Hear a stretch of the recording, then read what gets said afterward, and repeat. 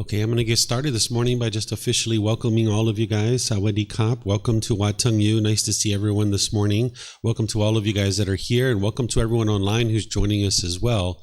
This is our group learning program, and each Sunday and Wednesday I come together with students to help them understand the foundational teachings that it takes to move the mind to the enlightened mental state, where the mind can be peaceful, calm, serene, and content with joy, no longer experiencing any discontent feelings. So all the anger and sadness, frustration, all those discontent feelings in others are completely eliminated from the enlightened mind, and it's through training the mind that you're actually able to accomplish that. So we usually start our classes with some meditation, and then I move into a talk to be able to help you guys understand some aspect of the teachings of the Buddha. Today, we're in chapter 14 of the book that we use for this particular program. We have a book called Developing a Life Practice, The Path That Leads to Enlightenment. This is part of the Words of the Buddha book series. And in this chapter 14, it's titled Cultivating Healthy Mental States, Loving Kindness, Compassion, Sympathetic Joy, and Equanimity. And this is where you're learning about certain symptoms that are in the mind and certain prescriptions or antidotes to apply to remedy those from the mind. This is where the Buddha oftentimes gets the reputation of being like a doctor, because there's certain symptoms in your mind and then there's a prescription or an antidote that's applied, but you can actually be your own doctor. You don't need other people to tell you that you're angry or sad or frustrated. You can actually discover those things for yourself by cultivating the mind, and then you can apply the certain antidote or remedy or prescription that you need. So I'm going to be sharing that at the end of our meditation and moving into our talk about what's referred to as the Brahma-viharas. So if you'd like to join for meditation, we start off with breathing mindfulness meditation. And in this meditation, the way I started is with chanting. So if you'd like to chant along, we have a chanting sheet over on the table over there. There's a laminated sheet where you can see the Pali chants, and you're welcome to chant along if you like. And there's even the English translations there as well. These chants, they aren't anything mystical or magical. It's not a rite or ritual or ceremony or worship or anything like this. It's just to help ease your mind into meditation and actually get more benefit out of the meditation itself. That during the lifetime of the Buddha, he used chanting as a way to commit the teachings to your memory. So every 2 weeks, his students would come together and they would recite the teachings word for word for word, and this helped them to commit the teachings to memory. So when you're chanting these, it's not a prayer, it's not worship or anything mystical or magical. Nowadays, we use it to ease the mind into meditation and get more benefit out of the meditation itself. Where during the lifetime of the Buddha, chants were used in order to commit the teachings to memory. But we don't need to use them for that any longer because we have books and videos and podcasts and audiobooks and things like that. So if you'd like to chant along, you're welcome to. Then after the chanting, I will come in with some guidance to be able to help you understand how to actually meditate while you're meditating. There'll be a period of time where it'll just be quiet. Those of us here at the temple and everyone online will just all be meditating together. And by the way, for those of you guys online, if you'd like to see this chanting sheet, it's on our website at buddhadailywisdom.com. You'll see the link for free books and you'll see it on that page. So after we go through that period of quiet and then we come out with more chanting, then that's where I'll transition into our talk to be able to help you understand these Brahma-viharas, or these 4 healthy mental states. If you're meditating for the first time, or even if you've been meditating for a little while, if you'd like some guidance on the positions that we meditate in, there's actually 4 different positions. They're seated, lying, standing, and walking. And depending on your goals, you might use these different positions at different times. Most people are learning in the seated position, like sitting on the floor or sitting in a chair, maybe a sofa, a wheelchair, a bench, something like this. That if you're sitting, this is usually a primary position that people are learning in. Well, if you're sitting on the floor, people oftentimes like to lightly cross their legs rather than have them real tight, because this would impede the circulation if you had them real tight. So if you just lightly cross your legs, this would be best. Some people like to put their legs off the mat. This gets your hips up in the air and also helps the circulation because it lessens the angle at your hips and your knees and your ankles. And then with your hands in the arms, the Buddha put his right hand over his left with his thumbs together, and he put this into his lap.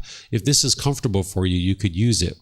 But there's other options here as well. It's not about everybody doing it exactly the same way. There's different ways to meditate. You would like the body to be comfortable and relaxed. So if you would like to use this, you can, but you might also consider putting your palms on your thighs or your knees or your palms up, or just resting your hands comfortably in your lap. Whatever you choose to do, whatever's comfortable for you, that's what's best, because you like your lower body and the hands and arms to be nice and relaxed and comfortable. Again, it's not about everybody doing it exactly the same way.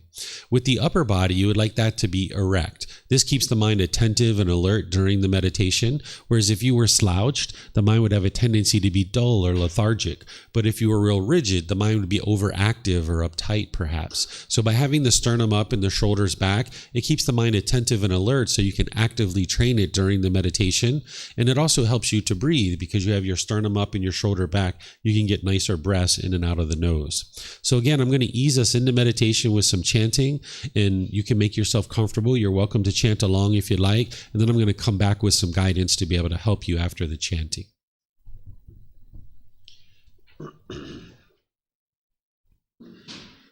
Arahang Samma Sambuddho Mahakawa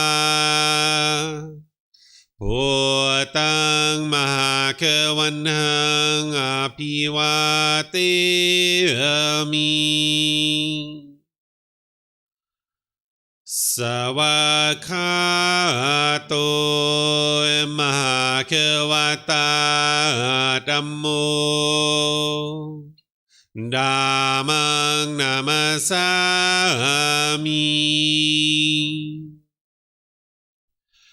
Supatipano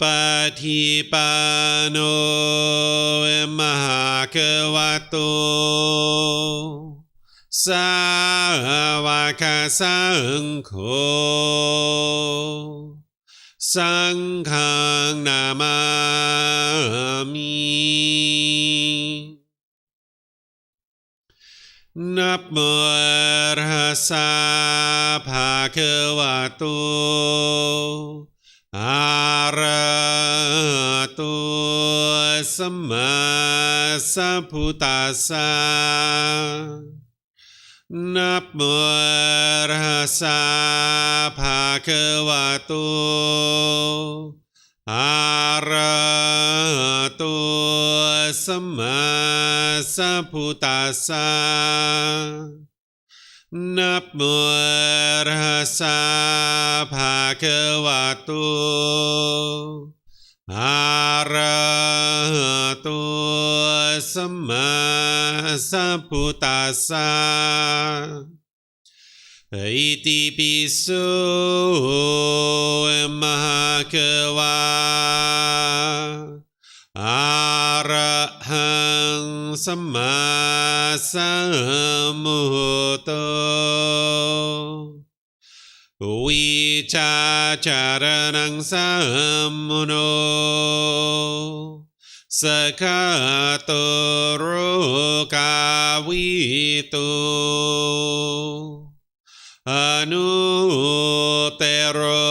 Purisa Dhamma Sati Satatawap Manusanang Oto Bhagavati.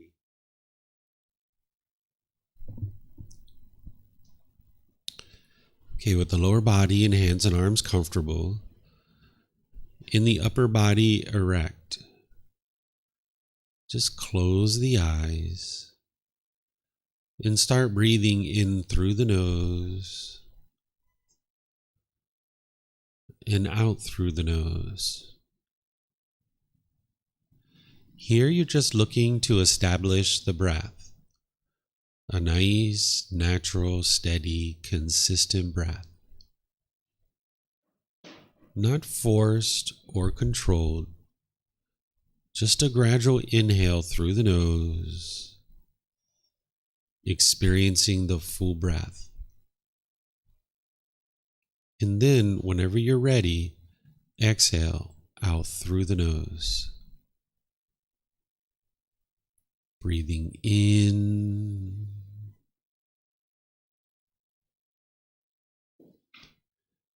and out.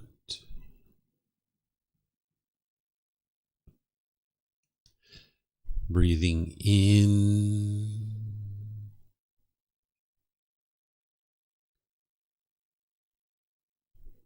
and out. Your breath may not match up with the guidance that I'm providing, and that's okay. This is your practice. I'm just here for guidance.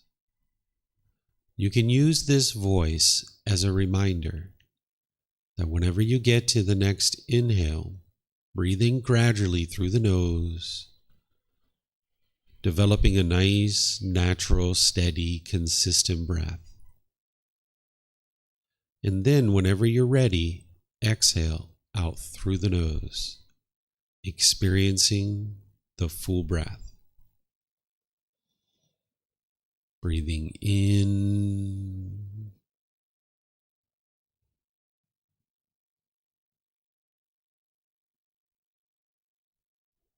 and out.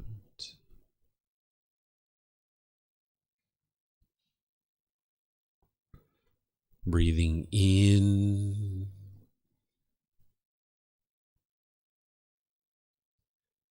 and out.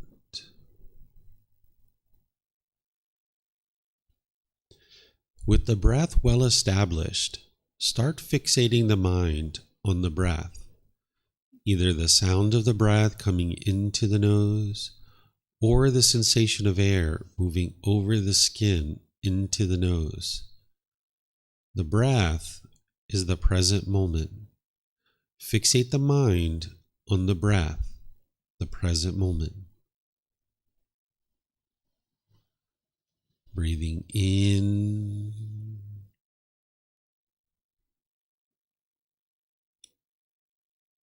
and out.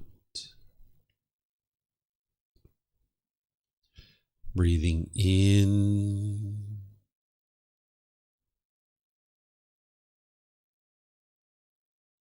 and out.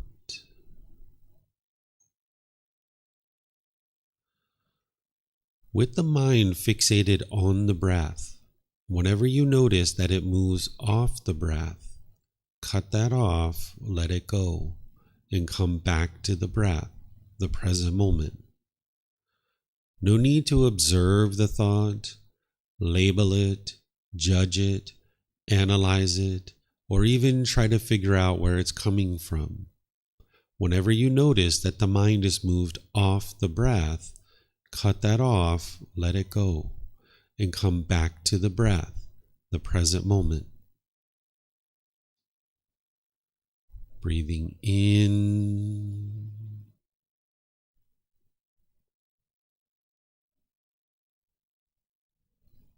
and out.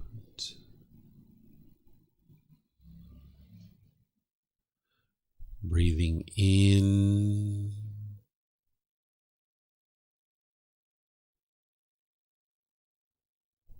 and out.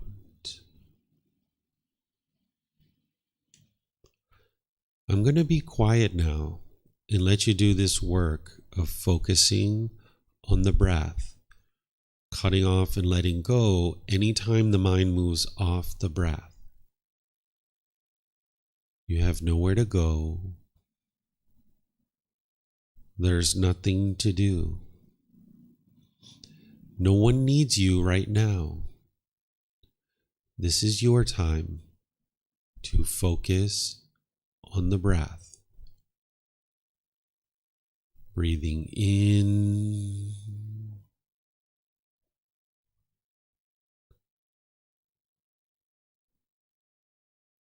and out.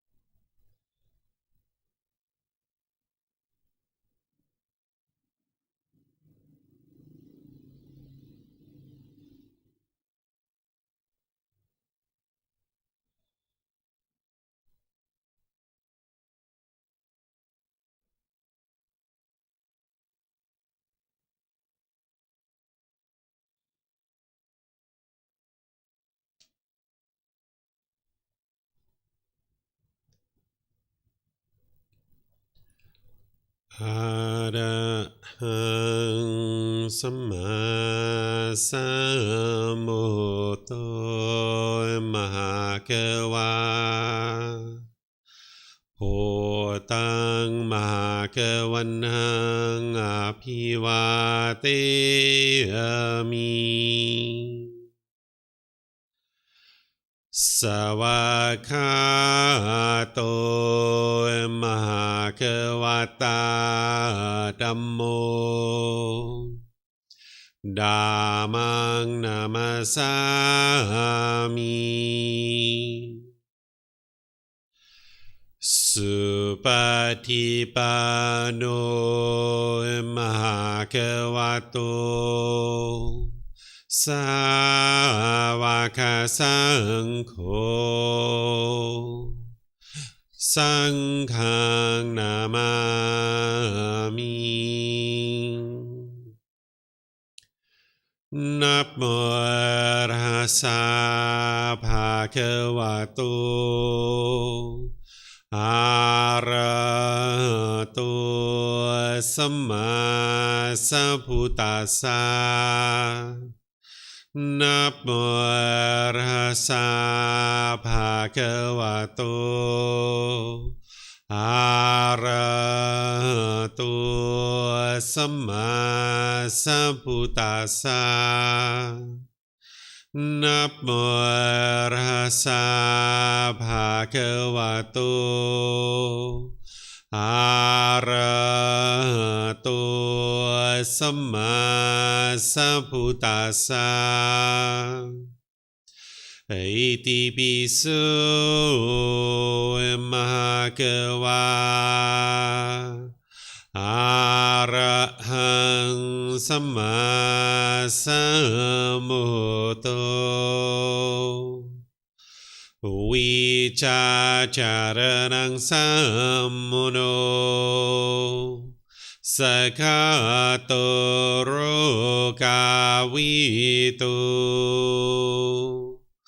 อนุเตโรปุริสาธัมมาสติสัตตาตาวะมนุสนังโหโตภะคะวะติ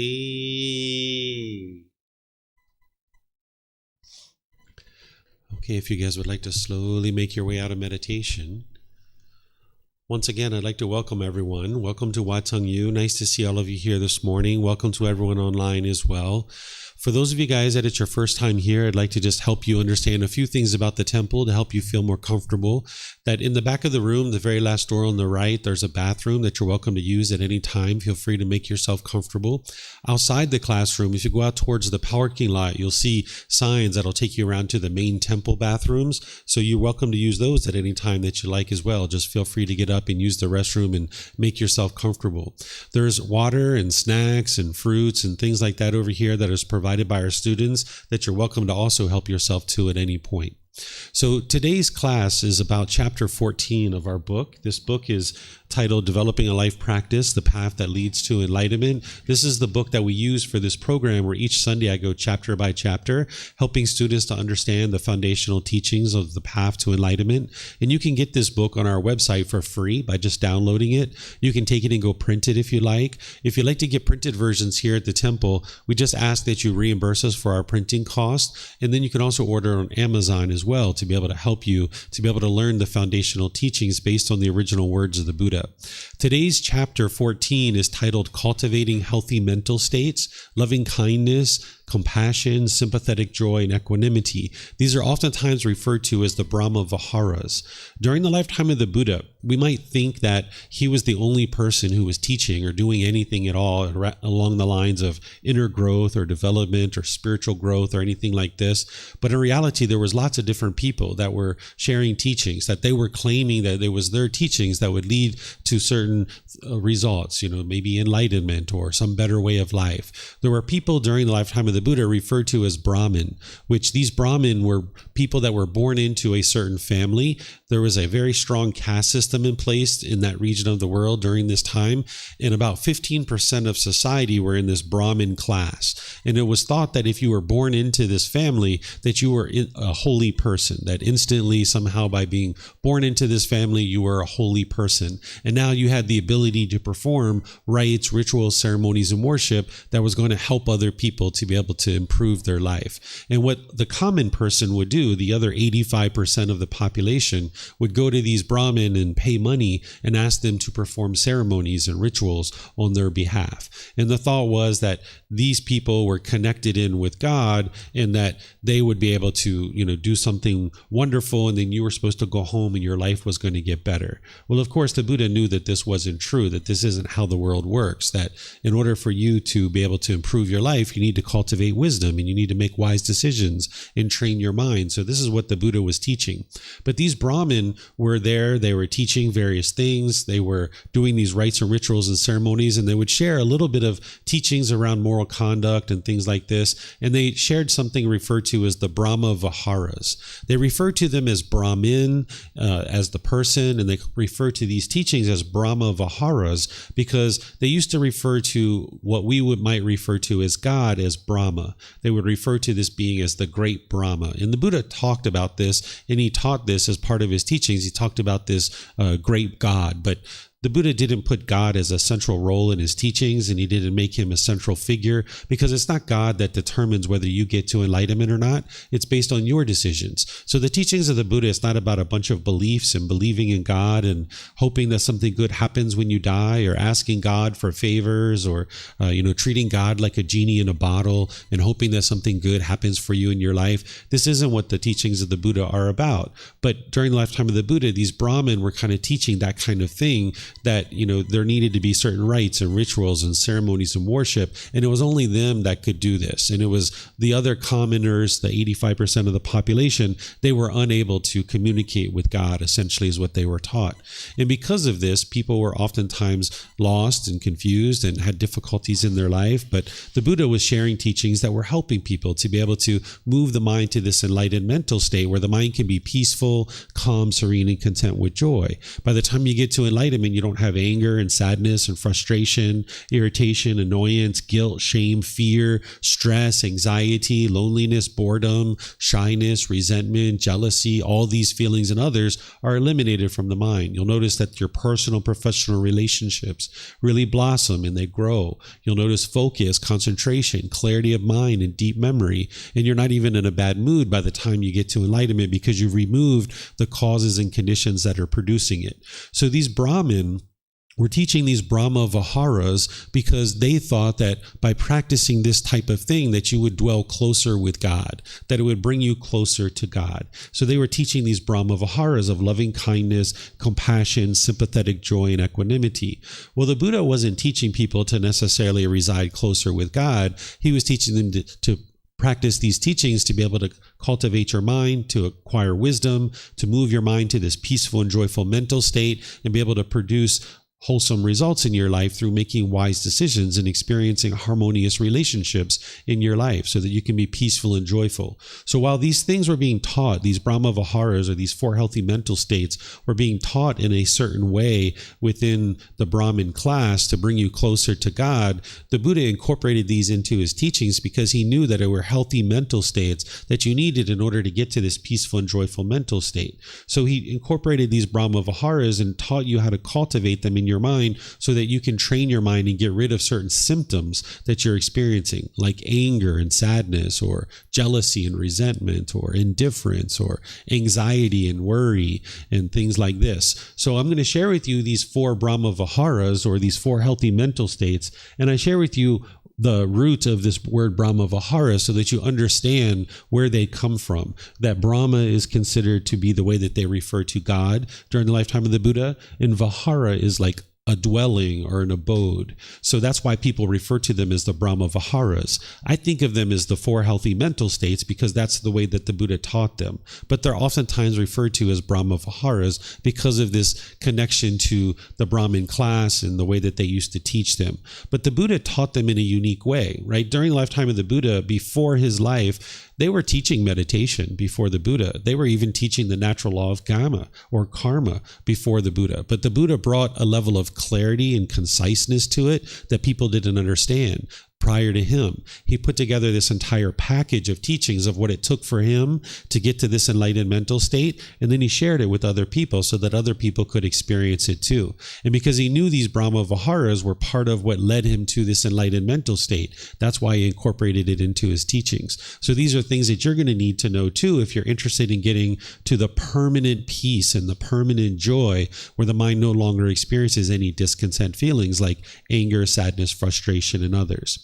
So I'm going to walk you through understanding what each one of these Brahma-viharas are, or each one of these 4 healthy mental states, and then I'll explain to you the symptoms that they antidote, and then I'll explain to you how to cultivate these in the mind so that you can integrate them into your life and experience improvements. It doesn't actually take very long to actually teach this. It's a pretty short topic, but I'm going to open up for questions at different times to give you guys an opportunity to ask questions about these so that you can get clarity and understand how to integrate them into your life, because that's where you'll actually experience the real results. Sitting in a classroom like this and talking about them is wonderful because it helps you with a little bit of intellectual learning, but then you're going to need to start reflecting on these to independently verify that what I'm teaching you is true, and then you're going to need to practice it, integrating it into your life, and that's where you see the real results. So this first Brahma-vihara is called loving kindness.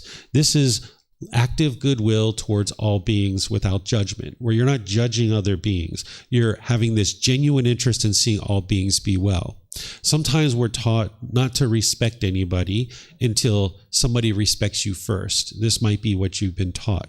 Well, if everybody was practicing this, where nobody was respecting anybody until somebody else respected you first, nobody would be respecting anybody because everybody would be judging. Is he respecting me or is she respecting me or not? Oh, okay, she's not respecting me because that person's waiting for you to respect her before she respects you. So now if everybody's judging each other and trying to determine whether or not they should give loving kindness, nobody's practicing loving kindness at all. But what the Buddha was teaching you is to practice loving kindness no matter what, that it's up to you to practice this genuine interest in seeing all beings be well, this active goodwill. And this is a mental state that you're cultivating in the mind. So this loving kindness is without judgment, where you're not trying to determine whether someone deserves your loving kindness or not, but you're just breaking through that wall and you're choosing to have loving kindness towards all beings in the world.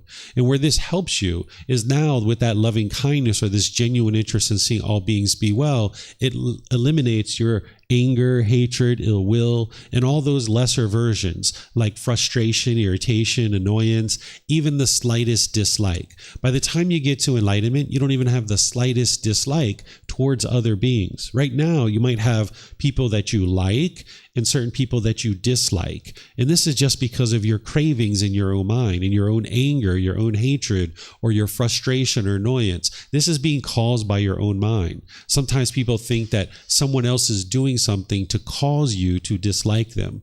But in reality, it's your own cravings, your expectations, wanting this person to be a certain way. And if they meet your expectations, you might say, oh, I like that person. But if they don't meet your expectations and what you want them to do, you might say, I don't like that person.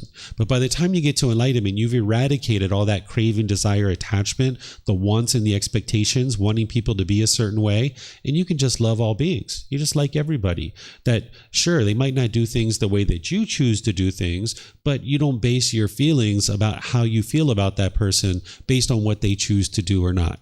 You can separate the decisions somebody makes from the person themselves. But if you want everybody to do things your way, then you might dislike certain people that don't do things your way. And it's very rare that you're going to find someone that does things your way 100% of the time. I would suggest that there's only one person in the world that does things exactly your way. And do you know who that is? Yourself, right? That's the only person that's doing things your way, right? So if you can only love people who do things your way, then you can only love yourself. And you might even find that challenging, right? That's sometimes difficult to love yourself. So you would like to get rid of any kind of cravings and expectations and wanting people to be a certain way. Now, surely people will make decisions in the world that are different than the way you make decisions, right? You'll disagree with their choices and decisions, but you can still love the person. If you see this as two separate things, that there's decisions that they make and then there's the person. So like even my wife, my son, my other family members, students, I might disagree with the things that they do, but I can still love them as a person because I have a genuine interest in seeing them be well. I have this active goodwill towards them. And my love isn't contingent on whether or not I agree with what they do. We might call that conditional love, even though there's no such thing as conditional love. What love is it's unconditional. We'll talk about this next week when we talk about true love, which is part of chapter 15. True love is unconditional love, where you just love somebody as they are. You don't want them to be different. You're not trying to force them to be different. You're not putting expectations on them, but instead you just love them as they are, realizing because of impermanence, everybody's going to do things differently. Your mom and dad do things differently than you. Your brothers and sisters do things differently than you.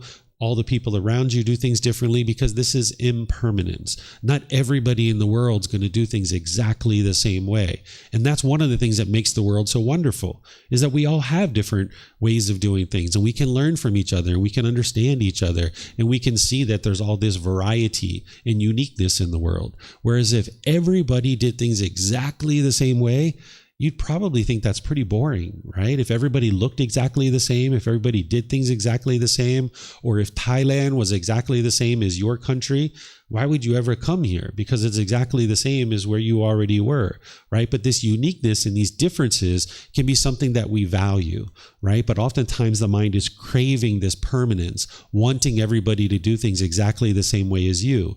So if you set that aside and you realize that people are going to do things differently, then you can arise this loving kindness in the mind, this genuine interest in seeing all beings be well, including this being, who you are. It's got to start with this being, who you are, where you have this genuine interest in seeing this being be well. And then you also have that for other beings as well. So you're going to need to cultivate this inner love, this ability to love this being as well, just as much as you love other beings. So what this loving kindness is antidoting is, like I mentioned, this anger, hatred, ill will, and all those lesser versions, all the way down to the slightest dislike, where you don't have this liking of people and this disliking of people, but you can just love all beings without judgment. The way that you cultivate this in your mind in order to get rid of these unwholesome qualities is you practice loving kindness meditation. This is a meditation that I teach at different times in the various courses and programs and retreats that I share, that it's a unique type of meditation where you're cultivating the mind to have this genuine interest in seeing all beings be well. If you haven't learned this from me and you'd like to, it's been recorded on our YouTube channel, on our podcast, and Facebook, and our Facebook group. You can also come to the various courses and retreats where I teach this. You can even talk to me privately, and I would help you to be able to learn this meditation, where it's going to arise this genuine interest in helping all beings be well. It's essentially like filling up your gas tank, where you fill up your gas tank with this meditation, and then you go out in the world through your intentions, your speech, and your actions, and you be more loving and kind.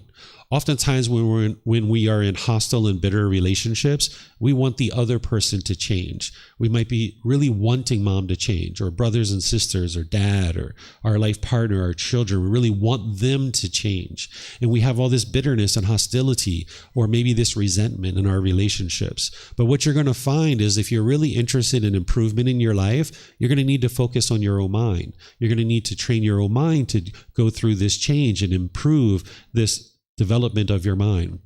By you improving the development of your mind through something like loving kindness meditation, you're focusing on the real issue.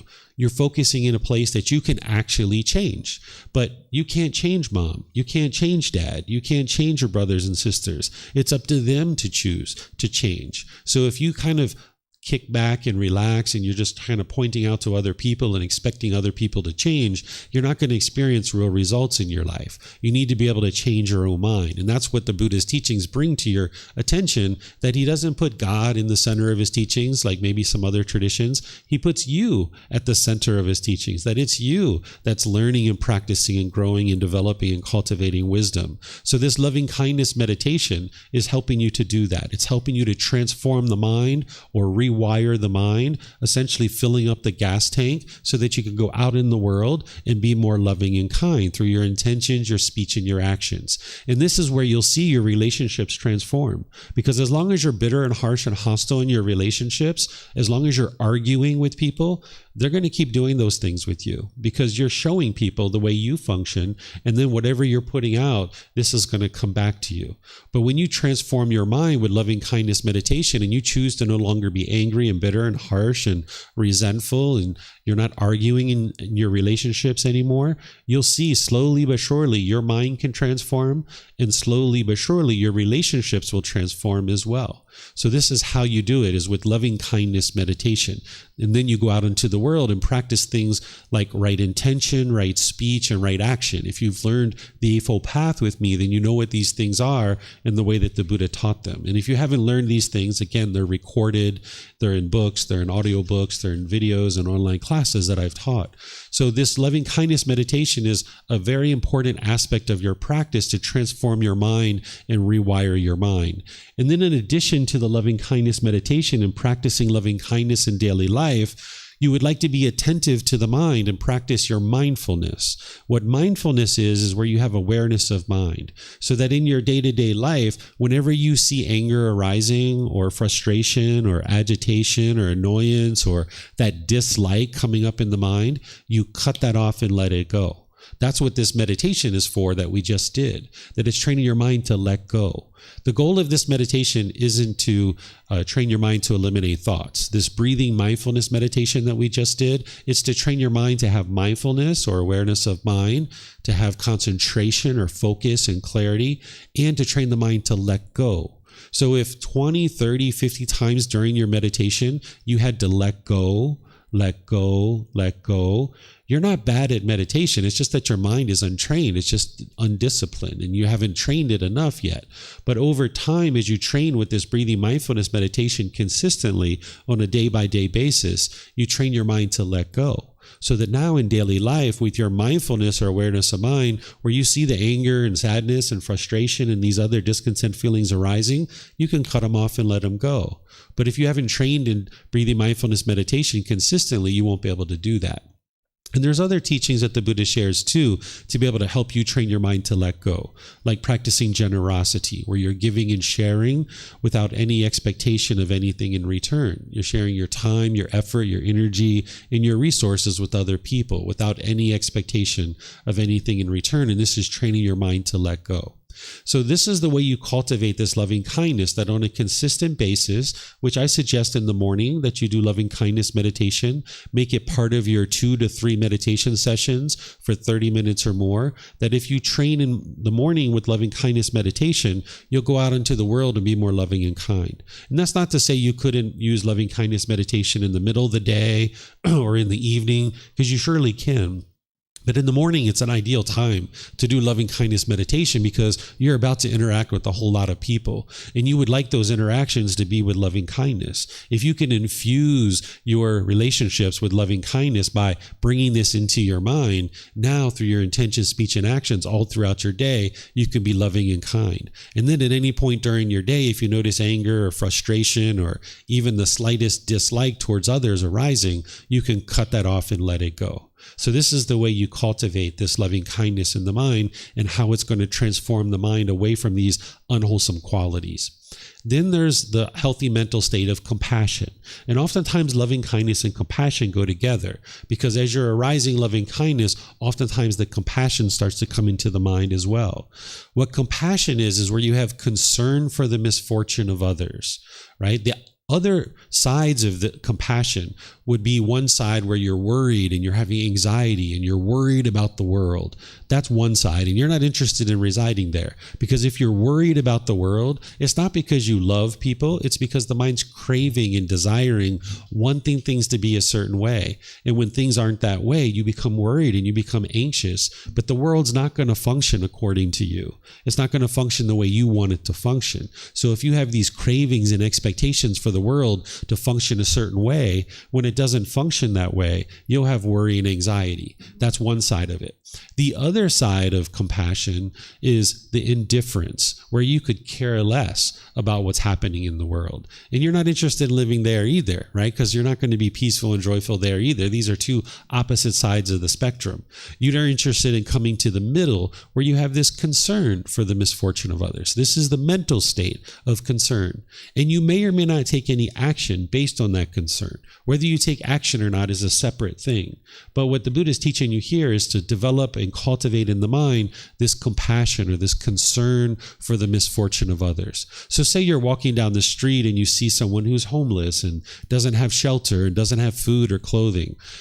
You would have concern for that person. It doesn't mean you're necessarily going to take action, because in some cases you may decide to take action, in some cases you may not. This is the impermanent nature of the way an individual would practice the teachings, right? So like the other day I was on my way home, my son was at home all day by himself. His mom's in America.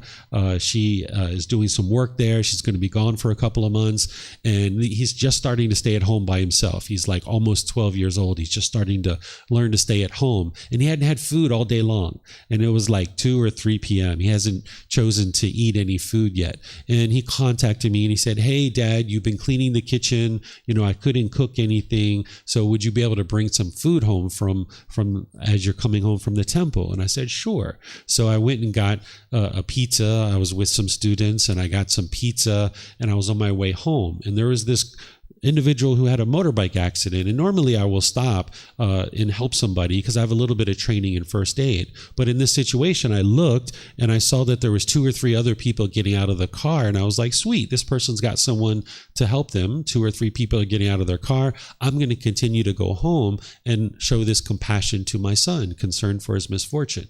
So just because you have concern for the misfortune of this motorbike accident, this person who crashed, it doesn't mean you're going to necessarily take action. Each situation is going to be a little bit different. You might be on your way to a meeting and see this homeless person and you're not able to stop and help them. But in other situations, you might be able to stop and help them. So the Buddha is not teaching you what you should or shouldn't do in any one particular situation.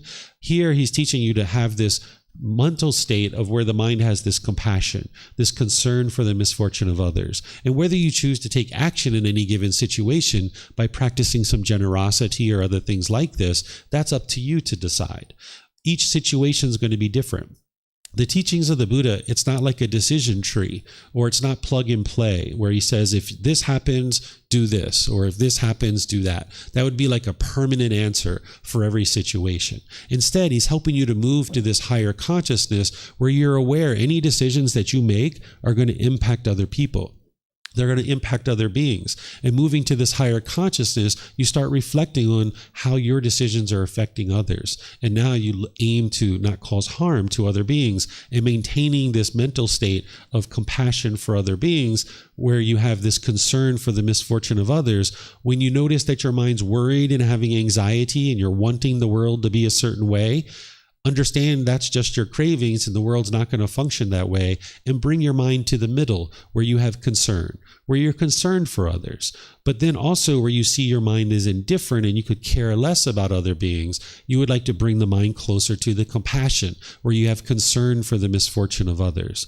Because when your mind is worried, this is because you see all the problems in the world. You see all the erroneous problems in the world, and your mind's worried.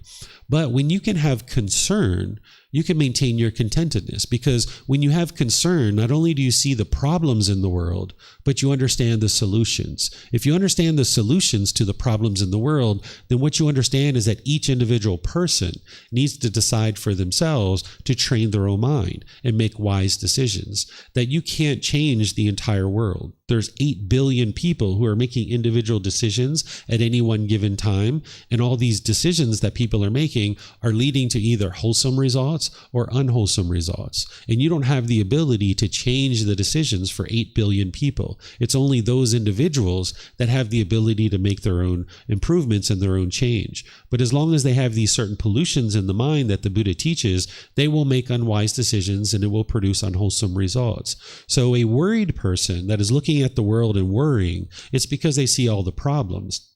But if you understand the solutions to these problems, which is each individual needs to train their own mind and make better decisions, then you can just maintain your concern and you can see the problems, yes, but you understand the solutions to these problems resides with each individual person. It's not up to you to go out into the world and change 8 billion people, because you can't do that.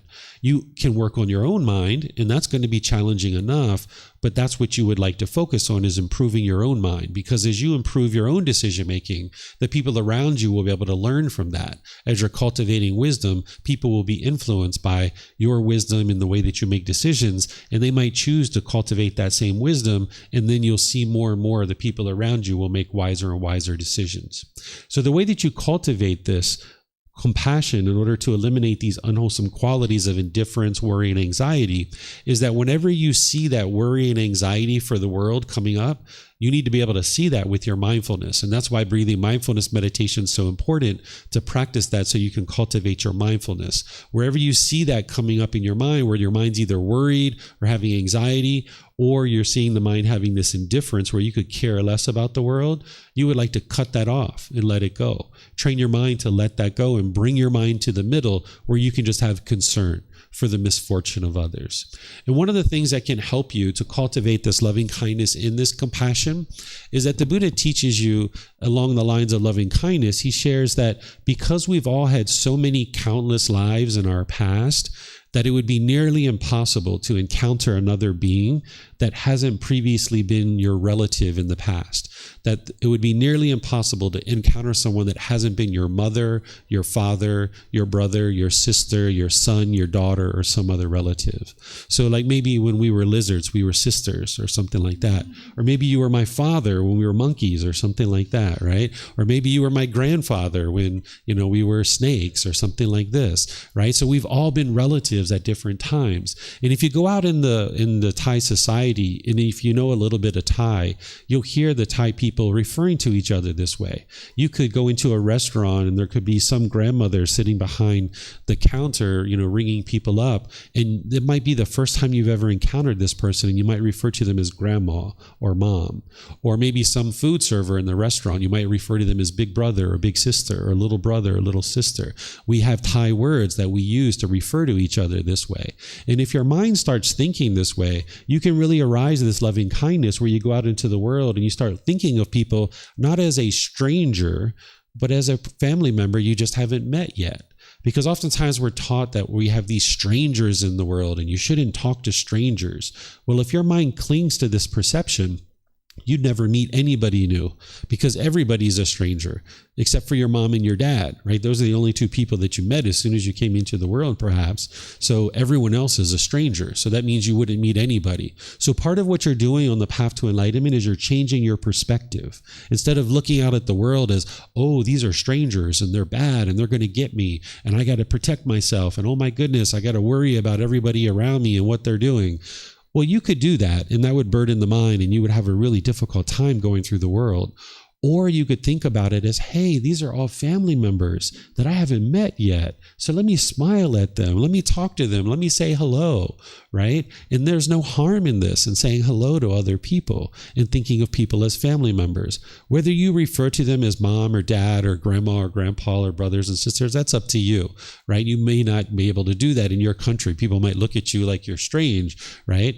But in your mind, you can at least think that everybody around you is a family member. And this can help you treat others with more loving kindness because you treat them as if they're your son or your daughter or your brother, your sister, your mother, your father, your grandmother, your grandfather, or something like this. And one of the things that can help you arise this compassion, which is the concern for the misfortune of others, is the Buddha teaches that anytime you see somebody experiencing something unfortunate, he says, you've experienced this same exact thing either in this life or in some previous life. So if you see someone homeless and lacking food on the street, you can put yourself in those same shoes and say, I used to experience that same exact thing.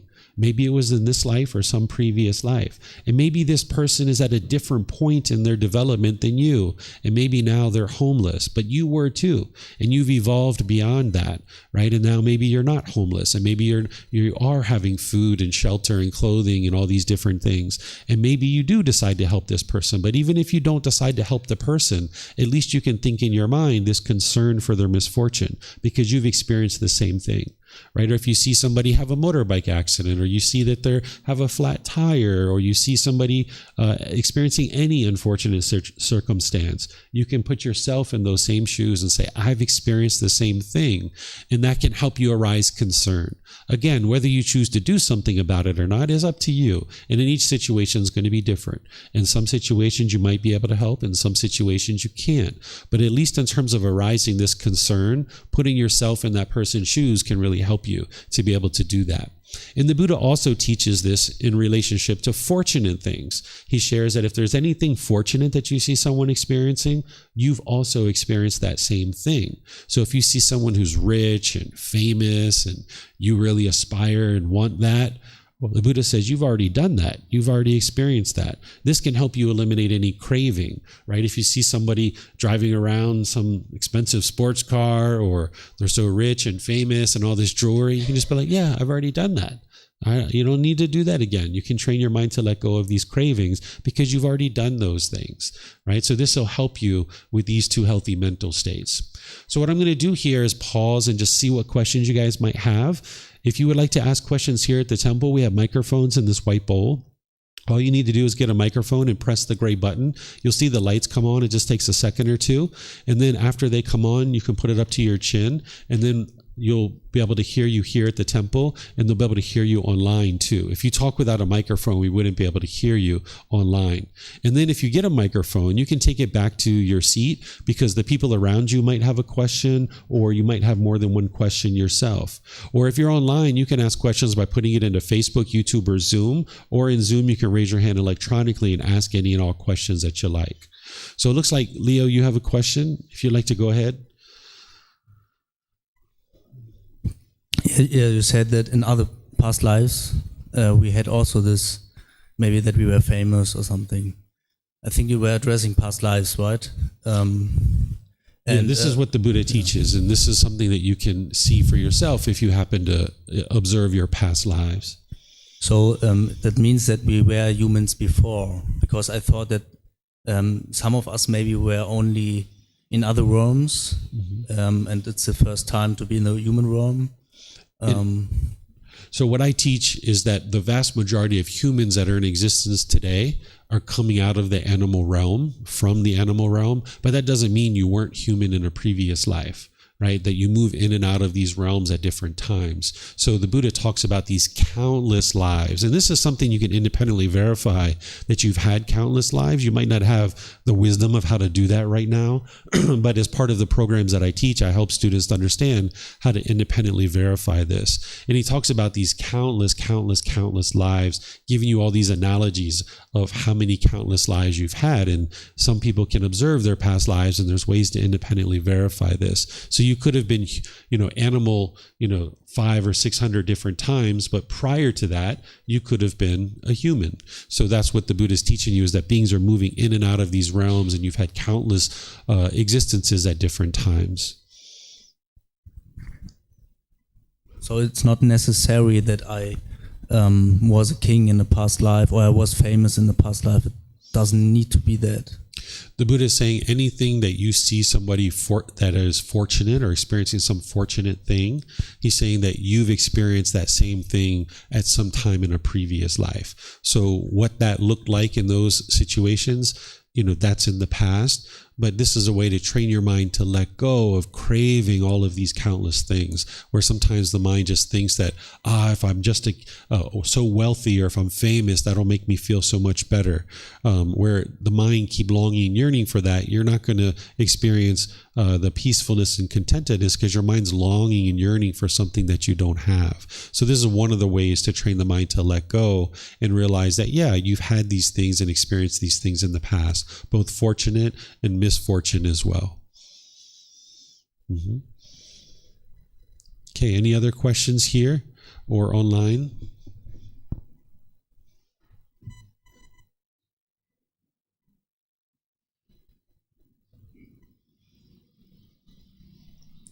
Okay, I'm not seeing any questions here. So let me see if we have something online here. All right, I'm not seeing anything online either. So let's move to the next two healthy mental states. This next one is called sympathetic joy. What sympathetic joy is this is joy for others' success, even if you didn't contribute to it. What this helps you to antidote is jealousy and envy. Because if you have cravings, desires, attachments in your mind, where you're longing, yearning, and wanting things to be a certain way, you might find that in certain situations you have jealousy or envy. Like, let's just say that you're at work and maybe you're applying for a promotion, and so are some of your coworkers. They're applying for a certain new position at work. And now when you guys are both applying for these positions, that maybe they get it instead of you. And now when you find out that they've actually gotten this position, you might feel jealous and envious because you really wanted it yourself. Or say one of your friends or family members gets a brand new car, or maybe they're going on a certain holiday or vacation that you really wanted to go on yourself. Well, if you have craving for that thing, when you find out that they're actually getting that thing, you might be jealous or envious. So what the Buddha is teaching you to eradicate this jealousy and envy is to arise sympathetic joy, where you have joy for other success, even if you didn't contribute to it. And what you might find is that it's kind of hard for you to do this in certain situations. In some situations, you might be fine and you might have joy for other success. But in other cases, maybe not. You might have to apply effort and energy towards arising this. There might be almost like a wall that you have to break through, where if you hear that somebody maybe got that promotion that you were interested in getting, you might have to inside start to arise this sympathetic joy, where inside you might be a little bit jealous and you might be a little bit envious. But if you can just smile and say, oh, congratulations, oh, that's so great for you, even inside you're a little bit jealous, just bring that sympathetic joy up into the mind. Apply the effort to arise it. And each time it'll get easier and easier for you.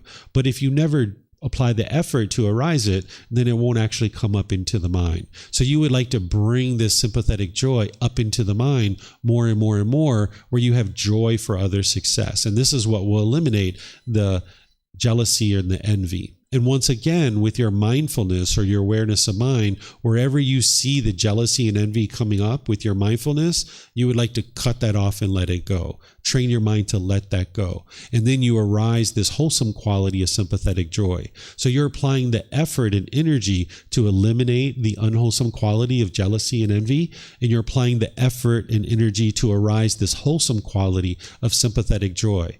Essentially, what you're doing with these Brahma-viharas is you're creating this tool belt where at any point that you see certain symptoms in your mind, you know what the antidote is. So if you see this jealousy and envy arising, if you know, sympathetic joy, let me get rid of that and let me bring in this sympathetic joy. And more, you'll rewire your mind to just always have sympathetic joy. You won't have to apply the effort to eliminate the jealousy and envy and arise the sympathetic joy, because the sympathetic joy will have been brought to full growth and full perfection and full development. And it takes time for you to essentially rewire the mind to be able to do that. And then there's the wholesome quality of equanimity. There's two aspects of this. So I'm going to teach you the various aspects of this and why it's important to have equanimity. What equanimity is calmness and composure, especially in difficult situations where the mind can be calm and composed no matter what's going on. And this is very important for you, because if your mind is shaken up and it's uncalm and unsteady, then you're not going to have mindfulness. You're not going to have awareness of mind. And when you don't have awareness of mind, you don't have concentration, where your mind's focused and clear.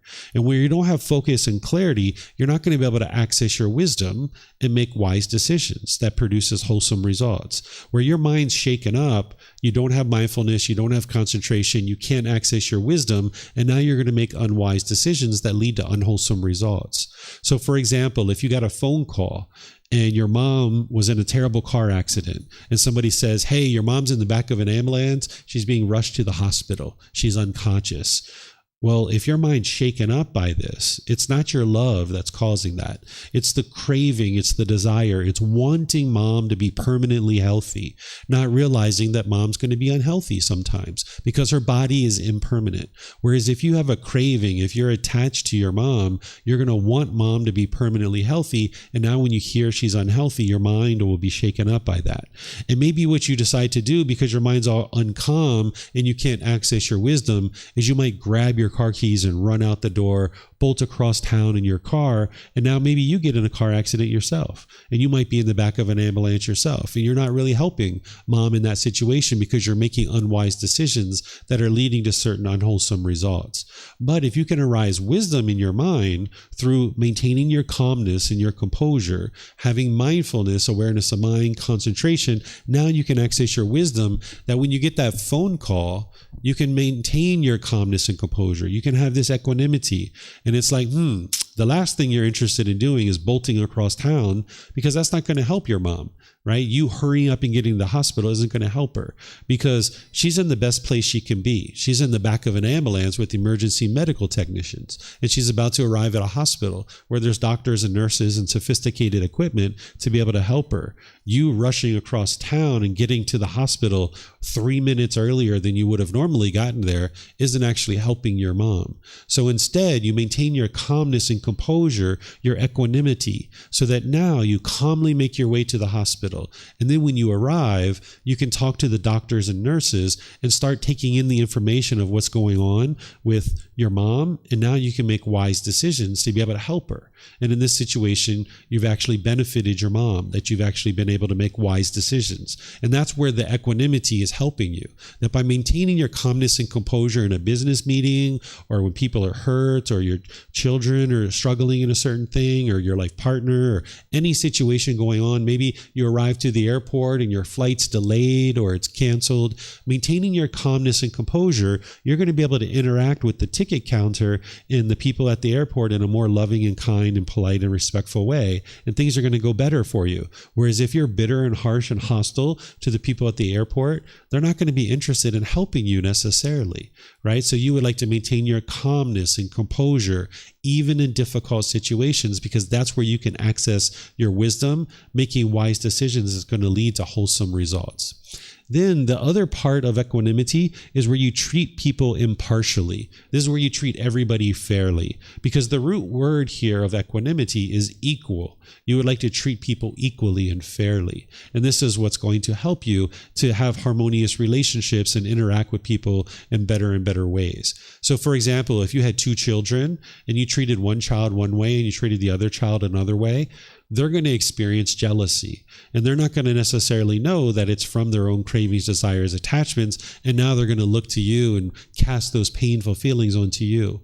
Or say that you were an employer and you had, 5 or 10 or 15 or 20 employees, and you treated some employees one way and you treated another employee another way. If you're not treating people fairly, they're going to have those painful feelings of jealousy and envy arising.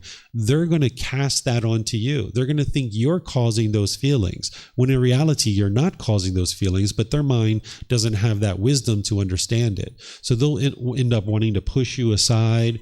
They'll become bitter, harsh, and hostile towards you. They'll put their expectations on you, or things like this. And now you're going to experience difficulties in these relationships. You're not going to be able to perform as well as a manager or a boss or a business owner or something like this. So by treating everyone fairly, you can maintain wholesome and healthy relationships, right? So if you're experiencing where you're treating people unfairly, you're not going to be able to maintain your healthy relationships with these people. So there's these 2 different sides of equanimity. One is calmness, composure, and evenness of temper, especially in difficult situations. And the other side is to treat everybody impartially and fairly. So this is helping you to eradicate any kind of restlessness, worry, anxiety, and overactive mind. That's the mental calmness and composure that's helping you to eradicate that. And then there's certain arrogance and ego in the unenlightened mind, where the mind wants to put itself above people or below people. And there's ways to directly go in and eliminate the ego. And I'm going to teach that when we get to chapter 16, which is 2 weeks from now. I'm going to teach you what the ego is and how to eliminate it. But this is part of it, is treating people equally. Because by you treating people equally, people will treat you equally as well. So wherever you see your mind having these unwholesome qualities of restlessness, worry, anxiety, or overactive mind, with your mindfulness, you'll be able to see that. And then you'd like to cut that off and let it go and bring in the calmness and composure. So if you ever get that phone call that your mom is in the back of an ambulance, this is a difficult situation. Calmness, composure. If you need to pause for a second before you go out into the world and head toward the hospital, then pause, right? No need to rush. Or you find out that your children have grades that are not so great, rather than being anxious or worried or anything like this. Maybe something's happened at school. Maybe they fell down and broke their leg or broke their arm or something like this. No need to be all shaken up by that. Calmness, composure, evenness of temper, and handle the situation as you need to, accessing your wisdom. And then wherever you're in a situation where there's multiple people, you would like to treat them fairly and equally. So if you're going out at work and you're going out at your lunch break and you're bringing back some cake for a certain employee, you would like to bring enough back for others too. Share with everybody equally. And this is where you'll see better improvement in your relationships, where you're not treating one group of people one way and another group of people another way. So do you guys have any questions on either sympathetic joy or equanimity?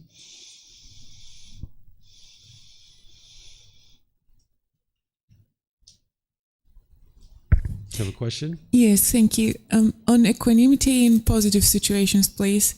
So imagine, for example, imagine that I visit Poland and I see my mom for the first time in like a year and I get to meet my niece. I would be so happy, but ideally I should remain calm. Okay. Yes, because when you're getting to that excited state, the mind is shaken up. It can't be calm. Have you ever gotten so excited you like fell down or tripped and fell?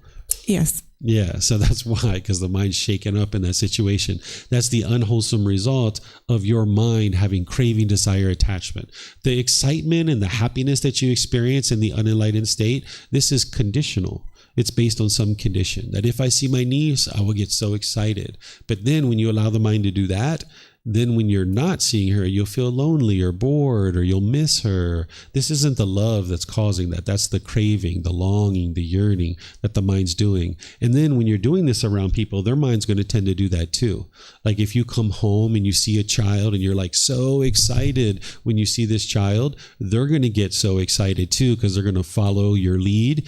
And then when you're gone, they're going to miss you and they're going to feel those painful feelings. So out of compassion, concern for the misfortune of others, and out of loving kindness, which is this genuine interest in seeing all beings be well, by you maintaining your calmness and composure, it'll help your niece to also maintain their calmness and composure.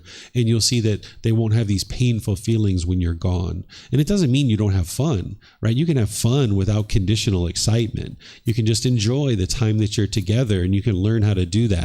But in the unenlightened mind, you can't have fun unless you're excited. You're either really excited and really happy, or you're over here and you're sad and bored and lonely and frustrated and all those other feelings. But you would like to be able to come to the middle where you can learn how to have enjoyment and you can learn how to have fun without conditional excitement. You can just always be happy in this unconditional happiness where the mind can just be fun and excited, or not excited, fun, and enjoy the life that you're experiencing.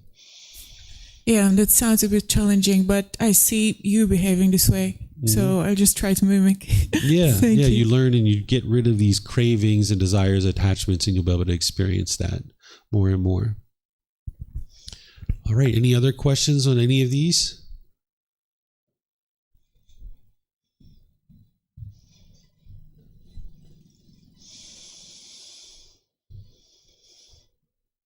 Hello, I'm from China. Mm-hmm. And I know that you just teach us how to learn to do like this, how to what we think, what we should do. But if I am the one have the success, but others is just have envy, jealousy, what we should do. Yeah, you can't stop someone else from being envious or jealous. You can't stop them from that. Their mind is causing it based on their cravings, desires, attachments. You can't change somebody else's feelings. They have to choose to do that. So if someone else is envious and jealous of you and they start acting unskillful, all you need to do is ignore it and go away from it, because you can't change it. You can't fix it. Only their mind can do that by eliminating their cravings, desires, attachments. So that's why the Buddha is teaching you how to train your mind and not to look to other people and try to change other people, because it's not possible for you to change what other people are doing. But if like the situation it's just like a circle. Mm-hmm. Over time, it happens a lot, and I shouldn't not know if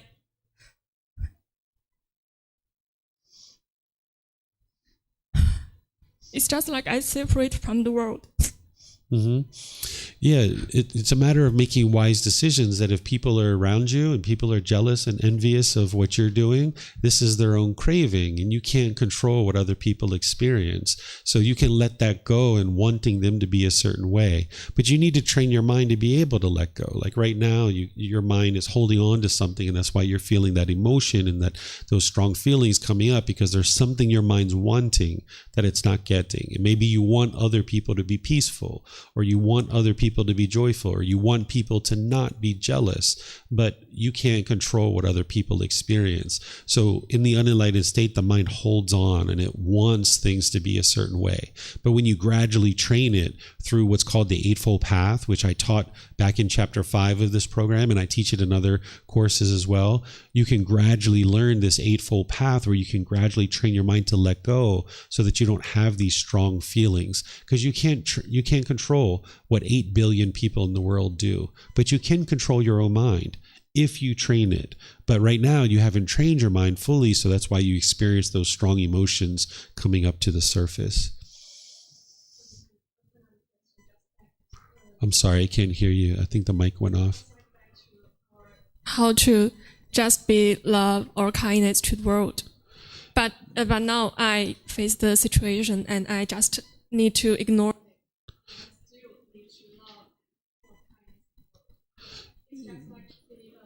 I think your mic went out. The people online can't hear you. Some of them, the batteries are impermanent. So all these things are impermanent around you. It may just like be something that is contract.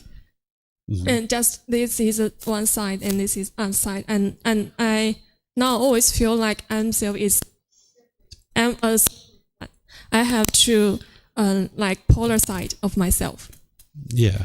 So right now you don't have the wisdom of how to train your mind fully. So here we're about halfway into this program. We're in chapter 14, where I taught earlier in the program other things that you need as foundational teachings to be able to train your mind. So you can go back and look at those things. You can learn in other programs that I teach, where I teach those foundational teachings.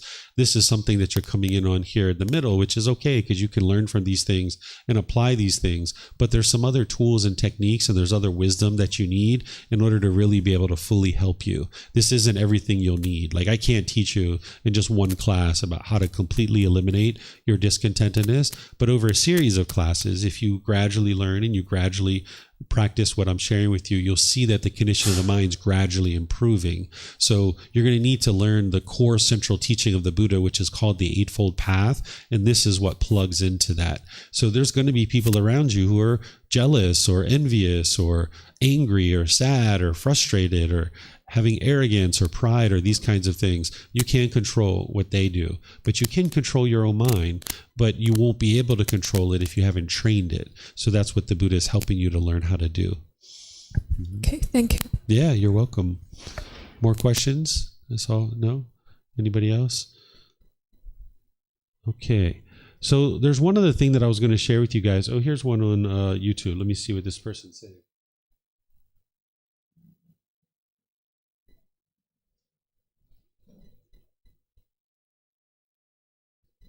The question is, should I have sympathetic joy for someone who's successful at something that is unwholesome?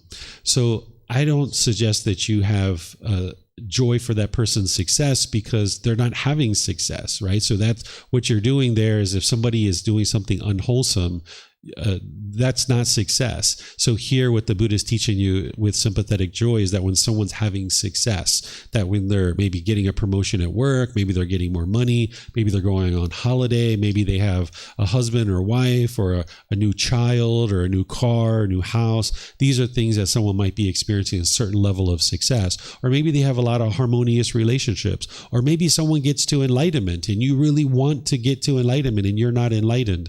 Then maybe you might have jealousy or envy, right? So the sympathetic joy is when somebody's experiencing success in their life and you notice that you have jealousy towards them. So wherever you would notice any kind of jealousy, and if you're jealous that somebody is unwholesome, I would suggest for you to modify that a bit in your mind, because there wouldn't be a need to be jealous towards someone who's doing something unwholesome. It's only when you have craving, desire, attachment in your mind that's going to produce that jealousy or envy towards someone.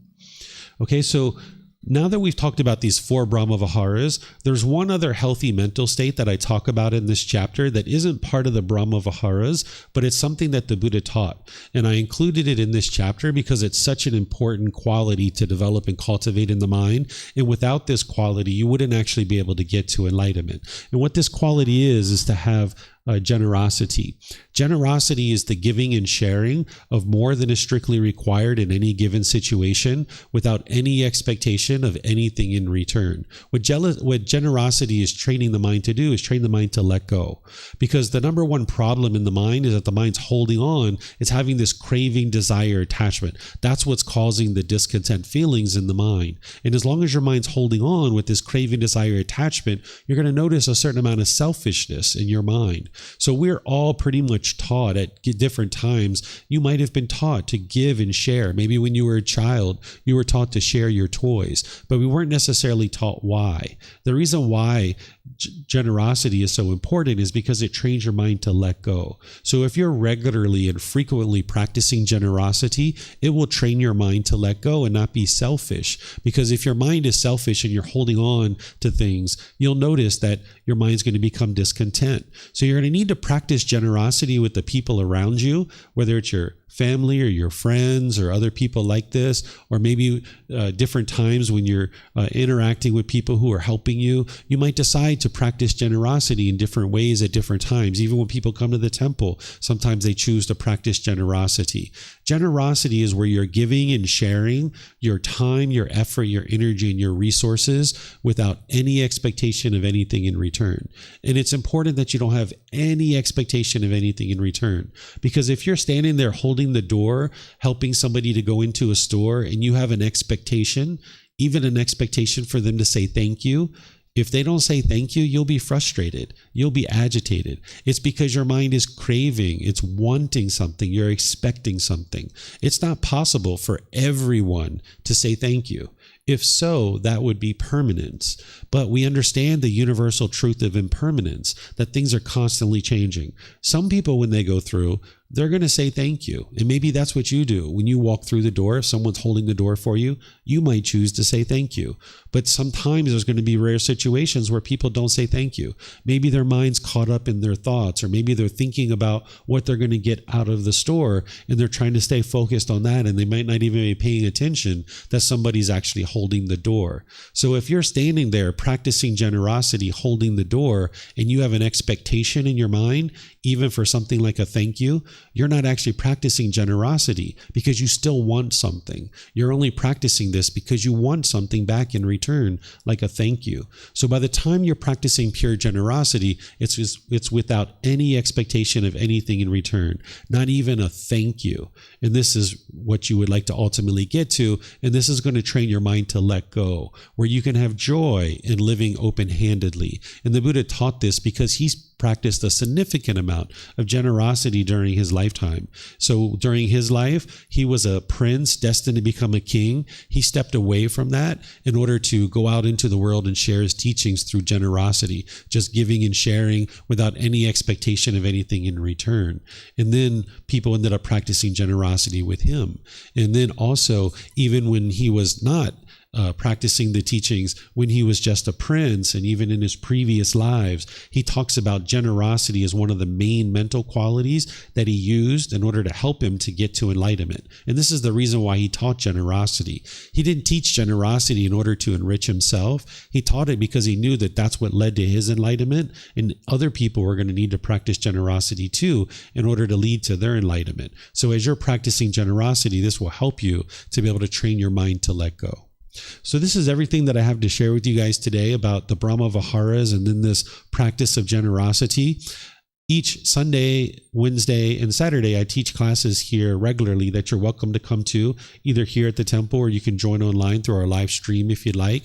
And then we have various courses and retreats throughout the week that you're welcome to attend, or throughout the month that you're welcome to attend. If you have any questions and you would like to ask me, you're more than welcome to come up after class or reach out to me in private messages and things like this. As you're gradually learning, you're welcome to learn through live stream or through any of our books or resources or other things like that. Next week, I'm going to be teaching chapter 15, which is titled True Love, Love Without Attachment. This is where you're going to understand how to develop true love in your mind and practice that so you can experience true love coming back to you. And then this Wednesday, I'm going to be getting together with students just to do meditation and then opening up to any and all questions that you like. So you're welcome to attend any of these and any of our courses that you can see on the bulletin board there or on our website as well. So thank you all for joining, and let me know how I can help you. Have a really wonderful and lovely rest of your day. We'll see you next time. Sawadee-khap. Sawadee-khap.